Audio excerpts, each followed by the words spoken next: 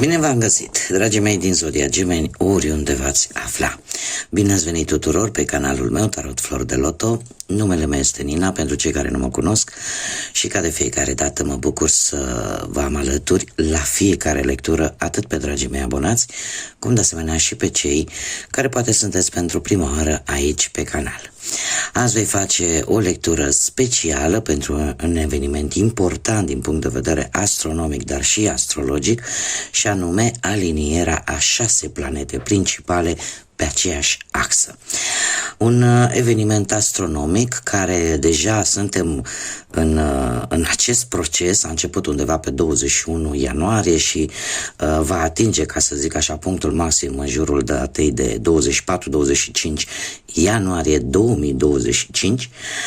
Și tocmai de aceea am considerat că este un bun moment ca pentru cei care desigur îi interesează acest aspect să știm despre ce este vorba și să profităm din plin de toată această energie cosmică, energie universală atât de puternică, care apare cel puțin în această conjunctură de 6 planete odată la 20 de ani.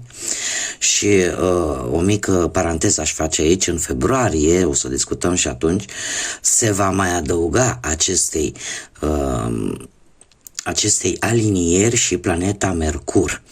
Da, avem planetele Marte, Jupiter, Uranus, Neptun, Venus și Saturn, iar în februarie se va pune în linie de asemenea și planeta Mercur, un eveniment de asemenea care va mai avea loc undeva în anul 2492. Deci, mult după ce noi multe generații nu vor mai fi. Așa că sunt evenimente importante. Am început anul în forță, anul 2025, așa cum bine știți cei care mă urmăriți din lecturile anterioare, lecturile predictibile pentru anul 2025, încă de atunci v-am spus că este un an transformator, este un an al schimbării, atât la nivel global cum și la nivel personal. Cu ce vine această aliniere, dragilor, pentru toate zodiile, dar la modul general? Vine cu foarte multă armonie, vine cu transformări foarte puternice, cu schimbări majore pentru viața fiecăruia dintre noi. Și aș dori să accentuez foarte mult că ceea ce noi vom manifesta în această perioadă și cu predilecție, mai ales pe data de 24 și 25 ianuarie, cumva ceea ce noi vom manifesta Universului în acele zile poate schimba destinul întregii noastre vieți, atât la nivel personal cât și la nivel general. Pentru voi, dragilor, voi fiind o zodie mutabilă, se pare că veți reuși, cel puțin această alinieră vă va îndemna să găsiți maniera de a vă adapta și de a profita de noile energii din plin.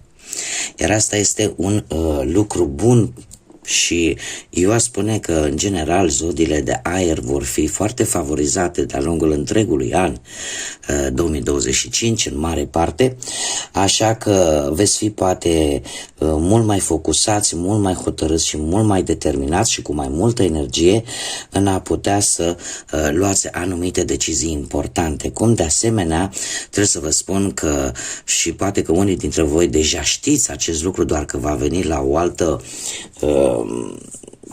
cu o altă energie mult mai intensă, acela de a comunica, de a dialoga. Veți descoperi soluții prin intermediul comunicării, al dialogului și eu aș spune că, pe de altă parte, veți reuși să luați acele decizii importante care să vă ajute în viața voastră de zi cu zi pe anumite aspecte ale vieții.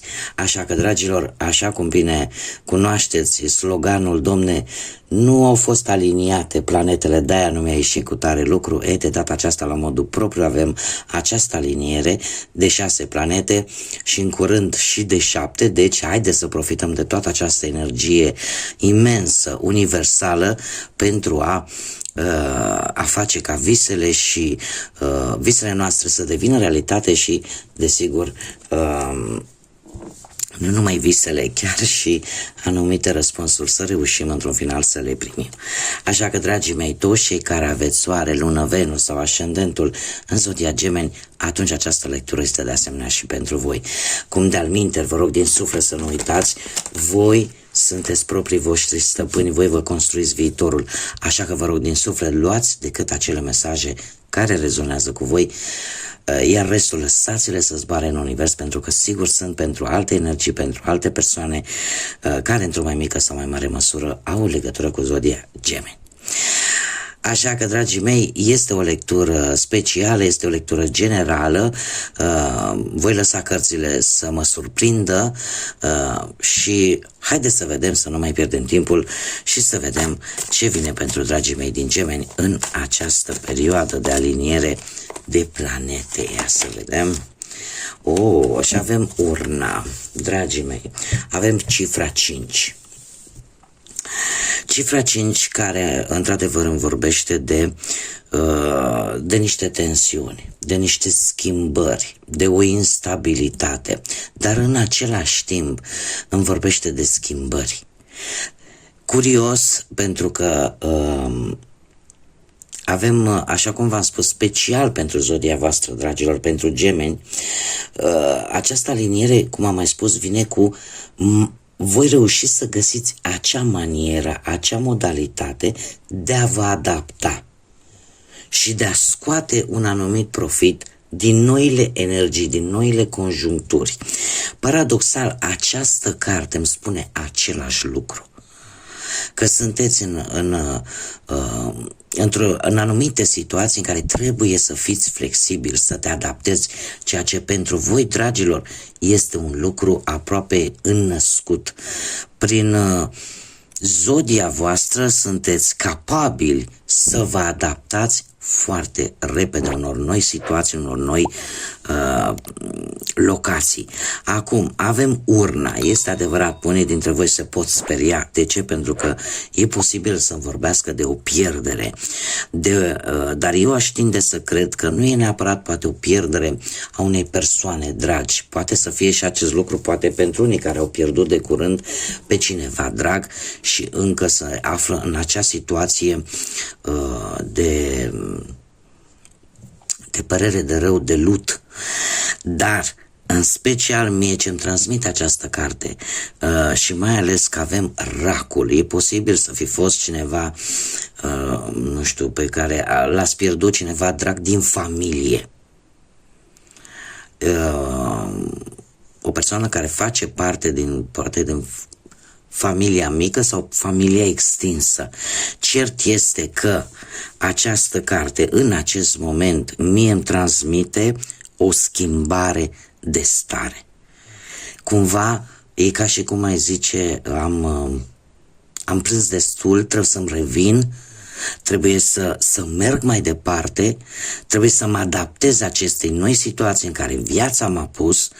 Unii dintre voi e posibil, din păcate, să fi rămas poate chiar singur, să vă fi pierdut poate partenerul, să vă fi pierdut poate un părinte, asta în cazul în care ați pierdut pe cineva. Dacă nu, vorbim de o situație în care voi închideți un capitol, închideți o etapă, închideți o situație care v-a marcat pe o perioadă destul de lungă și cumva a ajuns la sfârșitul său firesc, sfârșitul său natural această situație.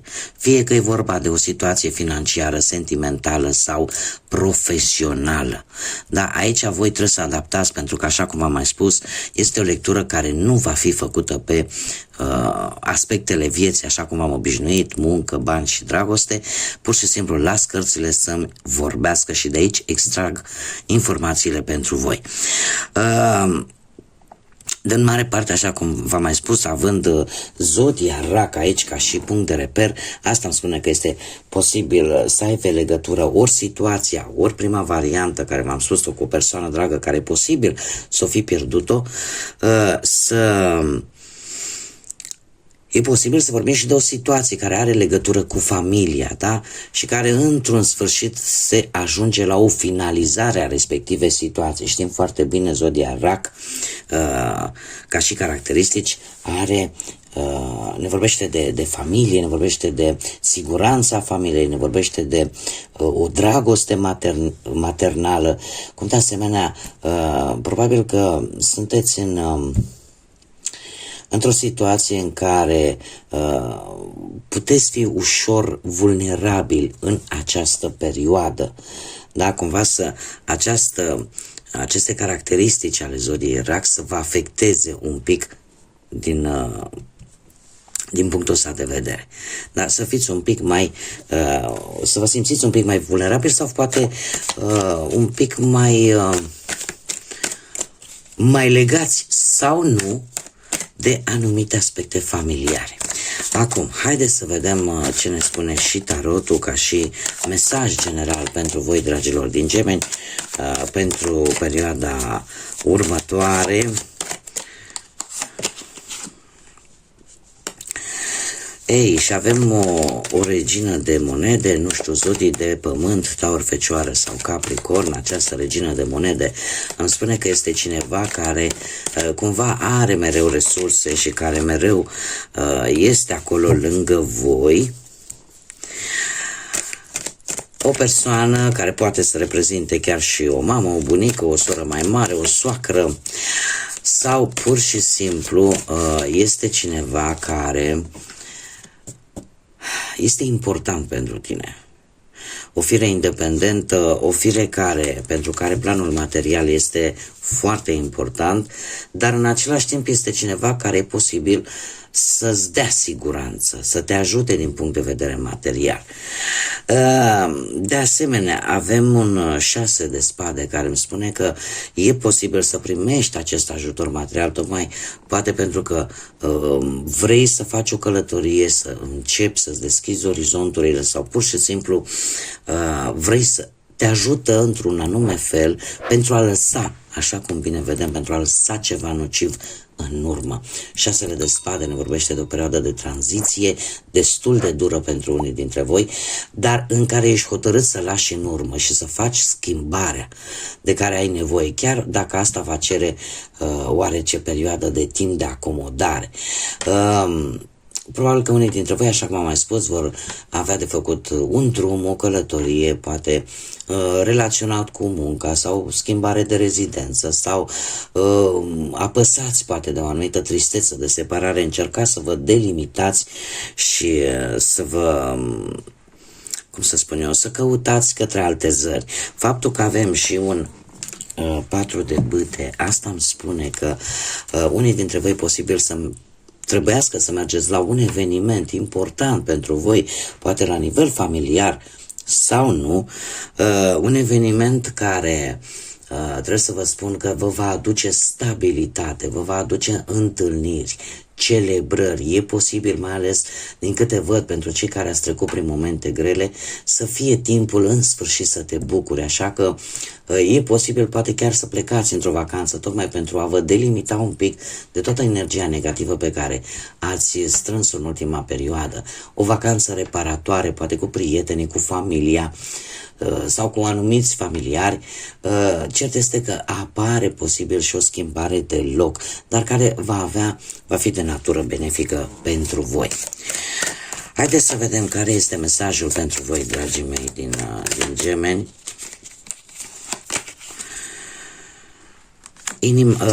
Poteca inimii. Ce ne spune acest mesaj? Nu merită să mergi pe acest drum fără pasiune. Acest drum te va conduce te va conduce către frustrare și către lucruri neînțelese. Urmează-ți inima și atunci nimic nu vei face greșit. Este un îndemn de a te ghida totuși, tu fiind un semn de aer, tinzi de multe ori să te ghidezi și să iei decizii foarte mult rațional, cu foarte multă logică. Ești printre semnele care excelează prin nivelul de inteligență, prin nivelul de cunoaștere și de multifacete, da?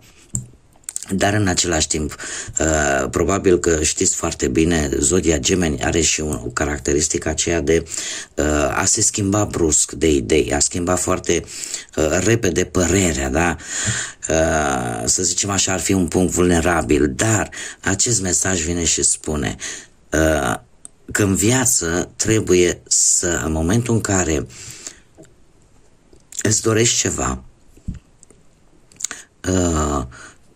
cu tot din adinsul, fă-o din suflet, fă-o cu toată inima, pentru că dacă nu pui un pic de pasiune, dacă nu pui un pic de suflet în ceea ce faci, cumva cărarea parcă nu mai are, nu te ajută, nu te duce acolo unde trebuie să ajungi. Da? Trebuie să și ai parte poate de multe frustrări, ți se pare că ești poate neînțeles pe deplin și tocmai de aceea există acest îndemn de a-ți urma, ascultă-ți inima. Sau menține cel mai bine, aș zice, să menții un echilibru între ceea ce spune mintea, care este factorul tău principal după care tu te ghidezi, și ceea ce spune ție inima. Și în felul ăsta, dacă asculți și partea inimii și partea sufletească, atunci nimic nu are cum să nu funcționeze, nimic nu este greșit.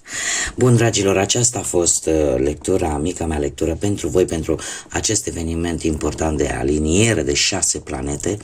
Eu vă mulțumesc pentru atenție, pentru toți cei care încă nu s-au abonat, îi invit și aștept cu mare drag să se aboneze, este gratuit, cum de asemenea trebuie să vă mulțumesc tuturor și aștept în continuare suportul vostru atât de minunat și anume like-urile de la voi, comentariile, distribuirile care sunt atât de importante în dezvoltarea acestui proiect numit Tarot Flori de Loto. Mii de mulțumiri tuturor celor care cu dârzenie își aduc suportul și sprijină acest canal. Iar până data viitoare, când ne vom reîntâlni, manifestați Universului, spuneți ceea ce vă doriți, gândiți pozitiv, pentru că această energie lucrează pe 2 fronturi. E ca și cum ai zice, ai grijă ce-ți dorești, pentru că s-ar putea să ți se întâmple, așa că în permanență în această perioadă și chiar și în următoarea lună a lui februarie, gândiți pozitiv, dragilor, nu vă lăsați influențați de sentimente de răzbunare, de sentimente negative, pentru că nu veți face altceva decât veți atrage acest lucru către voi. Universul, știți cum e, Dumnezeu îți dă, dar nu-ți bagă și în gură.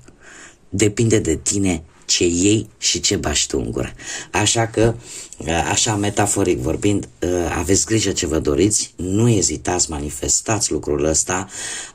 Avem parte de o energie atât de puternică și atât de benefică pentru noi și ar fi păcat să treacă pe lângă noi și să nu ne dăm seama cât am putut să pierdem, pentru că sunt evenimente cu care ne mai întâlnim peste foarte mulți ani, iar desigur mulți dintre noi și încă 2-3 generații după noi nu vor putea să beneficieze de ceea ce beneficiem noi în acest an atât de transformator 2025.